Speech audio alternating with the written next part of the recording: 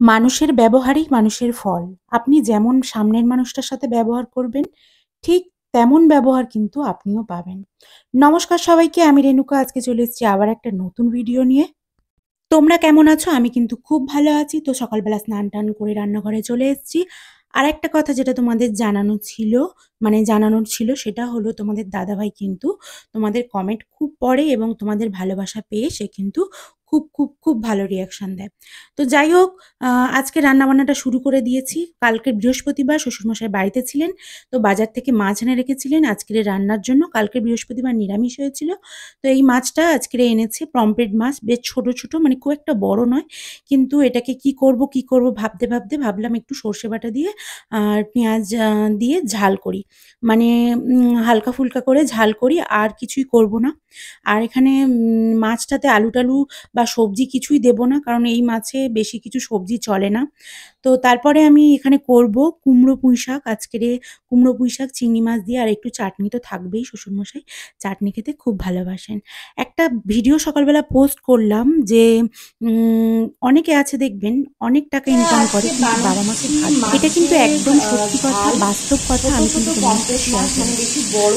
তোমরা যদি দেখে থাকো, অনেক মানুষ আছে যারা বাড়ির লোকের সাথে ভালো ব্যবহার করে না কিন্তু বাইরের লোকের সাথে খুব ভালোভাবে চলে। সেরকমই আমার দেখা একজন মানুষ আছেন, মানে একজন বলা ভুল, প্রায় অনেকেই দেখেছি এরকমই বাইরে ভালো ব্যবহার করে সেজেগুজে একদম ফিটফাট হয়ে বেড়ায় কিন্তু বাড়িতে কোনো তার পরিবারকে কোনো গুরুত্ব দেয় না, বাবা-মাকে কোনো গুরুত্ব দেয় না। যাই হোক, এটা নিয়ে বলার মতন আমার কিছু নেই, কিন্তু তবুও এই কথাটা বলতে বাধ্য হলাম কারণ তাদের তো কোনো কাজ থাকে না। তারা মানুষের পিছনে লাগে, বাজে কথা বলে এবং মানে দেখে যে এরা ভালো আছে, এদেরকে কিভাবে সাধারণভাবে ভালোভাবে কি করে এরা এত ভালোভাবে আনন্দে খুশিতে আছে, এদেরকে একটু আ মানে খোঁচা দেওয়া যাক। যাই বলুন, বাংলা ভাষায় যেটা বলে খোঁচা দেওয়া, সেটাই বললাম। তো আমি দেখেছি এরকম অনেকেই আছে। তো আমি বলব তাদেরকে, তোমাদের আ তোমরা কাকে ভাত দিচ্ছ না দিচ্ছ আমার কোনো, কিন্তু প্রশ্নটা যখন তোমরা আমার আ কে নিয়ে আজে-বাজে কথা বলছো, আমাদেরকে নিয়ে খারাপ মন্তব্য করছো, তখনই প্রশ্নটা চলে আসে। যাই হোক, আ তো বলতে আজকে রান্নাটা বসিয়ে দিয়েছি। মাছগুলো ভাজতে বেশ টাইম লেগে গিয়েছিল। কিন্তু একটা জিনিস কি বলো তো, এই মাছটা কিন্তু খুব একটা ভালো না। কেন জানি না, মাছটা একদমই ভালো না। আ ভাজতে বোঝা যায় মাছ কিরকম। তো মাছটা বেশিরভাগ একটু নুন দেওয়া, জল দেওয়া থাকে না বাজারে? তো সেরকম মাছ মানে খুব একটা ভালো নয়, ভেঙে যাচ্ছিল। কড়া গরম করে তেল দিয়ে ভালো করে ভাজছি কিন্তু তবুও মাছটা বিগড়ে যাচ্ছিল। কেন জানি না। মাছের যে তরকারিটা হয়েছে কিন্তু সব ভাঙা কেমন একটা হয়ে গিয়েছে। খুব বাজে লেগেছে। তো এখানে সর্ষেটা বেটে নিলাম, মানে মিক্সি করে নিলাম। আ আ তো যেহেতু আমাদের হেল্পিং হ্যান্ড এর মেয়ের বিয়ে, তো ২-৩ দিন কি ৪ দিনও হতে পারে না আসা।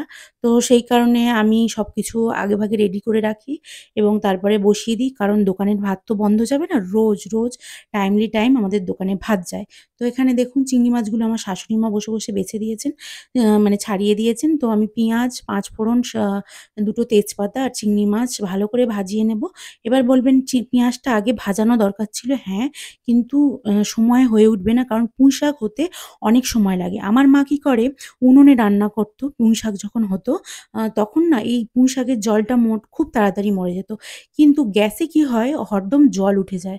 তো সেইজন্য পুঁইশাক হতে অনেকটা সময় লেগে যায়। আ কেন জানি না, গ্যাসে হয়তো হয় বলে এই কারণে।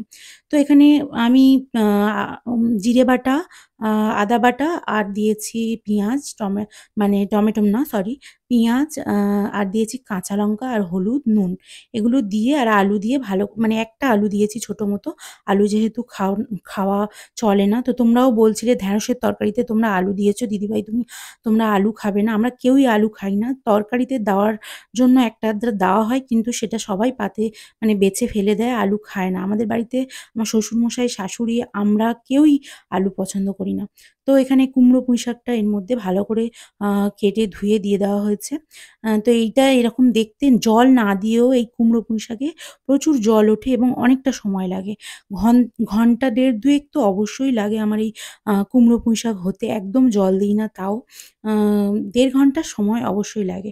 কারণ ১২ টায় বসিয়েছি, ১.৫ টার সময় ১১ টায় বসিয়েছি, ১২:৩০ টায় পুঁইশাকের তরকারিটা মানে শেষ হয়েছে। তো যাই হোক, এখানে পুঁইশাকটা ভালো করে নাড়াচাড়া করে নেব। এইগুলো বাজার থেকে টাটকা এখানকার আশেপাশের আ পুঁইশাক। তো আ কিছু বাদ গেছে। কেন জানি না শুকনো হয়ে গেছিল বোধহয়। আর এই যে মাছটা দেখুন অনেক গরম করে নিচ্ছিলাম তেল এবং কড়া যাতে এরকম গোটা ওঠে। কিন্তু শেষ পর্যন্ত আ কি হলো তরকারিতে দেওয়ার পরে এগুলো তাও ঠিকঠাক উঠেছে। কিন্তু এমন কিছু মাছ ভেজেছি যেগুলো উঠতে চাইছিল না। তো এই যে আ চেষ্টা করেই যাচ্ছি মাছগুলোকে গোটা রাখার। আর কেন জানি না এরা এরকম নুন দেয়, জল দেয়, মানে ভালো হয় না। আর এখানে ভাতটা হয়ে গেছে।